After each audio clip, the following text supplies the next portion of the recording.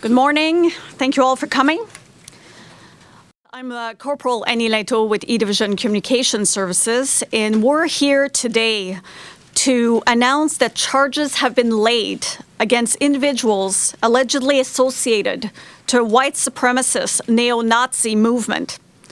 To speak more about these and to speak about what is being done to address hate-motivated crime in this province, we will hear from BC Hate Crime Team members, Detective Constable Terry Wilson from the New Westminster Police Department and Corporal Normandy Livas from the RCMP. Good morning. My name is Terry Wilson. I'm a Detective Constable with the New Westminster Police Service. In February of 2011, members of the BC Hate Crime Team conducted a review of investigations dating back to 2008. Involving individuals allegedly belonging to an organized hate group called Blood and Honor. Blood and Honor is an internationally white supremacist organization which has been linked to violent racial incidents worldwide. Investigators of the BC Hate Crime Team reviewed a number of files, and as a result of this review, we identified several suspects. We're here to announce that 25-year-old Robertson de Chazal of Vancouver has been charged with aggravated assault for allegedly setting a Filipino man on fire. Mr. de Chazal and two other men were observed by witnesses allegedly lighting the victim on fire. The suspects allegedly fled the scene before police arrival. The victim sustained burns to his arms, face, and neck. The initial investigation was unable to surface suspects at the time. Following a lengthy review and through investigations by the BC Hate Crime Team, evidence gathered during the investigation led to the identification of Mr. de Chazal. He's allegedly associated with the group Blood and Honor. Mr. de Chazal is also charged with assault causing bodily harm in connection with a 2008 incident during which he allegedly assaulted a black man, rendering him unconscious.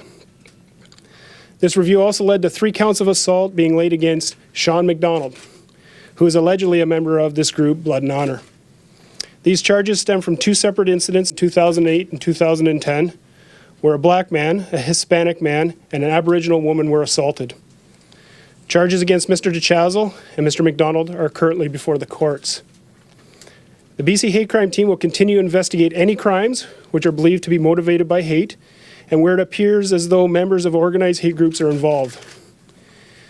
While we believe the majority of hate crimes are committed by individuals with no association to organized hate, we believe it is important to educate the public that unfortunately this element does exist, but that there are provincial resources to address this issue.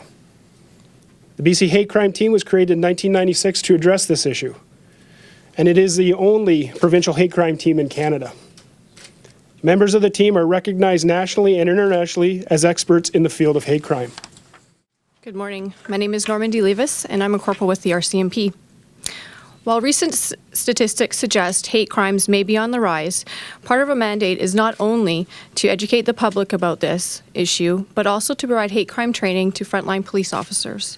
Over the past 6 years, the team has trained over 5,000 police officers. We work closely with the BC Attorney General's Office and the BC Ministry of Jobs, Tourism and Innovation in educating community groups on what constitutes hate crime and what resources are available to them should they be victimized. We believe... And so how did you connect these men to this incident? Part of our review was to look at members of the organized hate group Blood and Honor and look at that review of investigations they may have been involved in the past. That was the review that we encountered, and that's how we linked these gentlemen to these crimes. Did they brag about it online? Was there discussion? Yeah, again, because they're in front of the courts, we're just not in a position to talk about the evidence. But I can tell you that it was during the course of that review that these files came to our light. Can you tell me what Blood and Honor is exactly? What do they do?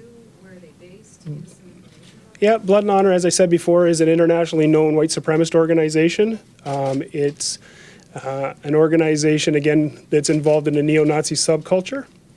And what they do, it varies from country to country and from area to area, but that's what connected these individuals together, and that's why we concentrated on them. How many Blood and Honor members do you believe are in BC? Well, in British Columbia, it fluctuates. We would go from a few to about 15 members that we've identified. I can tell you that we've... Sorry, 15 or 50? 15, 1-5. I can tell you through the course of these investigations, we've been disruptive in that organization and its membership has dwindled. Do you have undercover operations as infiltrating that group? How do you Again, part of the investigation, I don't want to talk about any evidence that's going in front of the courts. And as a result, I can't comment on that. Thanks. Is membership in this group illegal? Membership in this group is not illegal. As a matter of fact, the material you see here and membership in this group is not illegal. But if the membership of a white supremacist organization motivates you to commit criminal offenses, that's when the BC Hate Crime Team gets involved.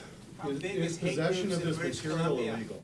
Were the victims known to these men, or were they randomly targeted? The victims aren't known to these men. Whether they're randomly targeted, again, that could be that's evidence that we need to. That would be evidence that we need to stay away from it right now because they are in front of the court. Yeah. Are these two incidents the first time this group has committed crimes in BC? Well, we went back to 2008 with this group, and so that's our investigative concentration was in that area alone. What's the background of these two guys? Is there something typical about what makes a white supremacist? What's their background? No, and I wish there was. I wish we could put in exactly what a hater is in a bottle, but you can't. They come from all walks of life. They come from all ages. Typically, this group is an age between the age of 17 and 30, but all walks of life. I think the only significant identifiable feature is when it comes to neo-Nazi groups is that they're white.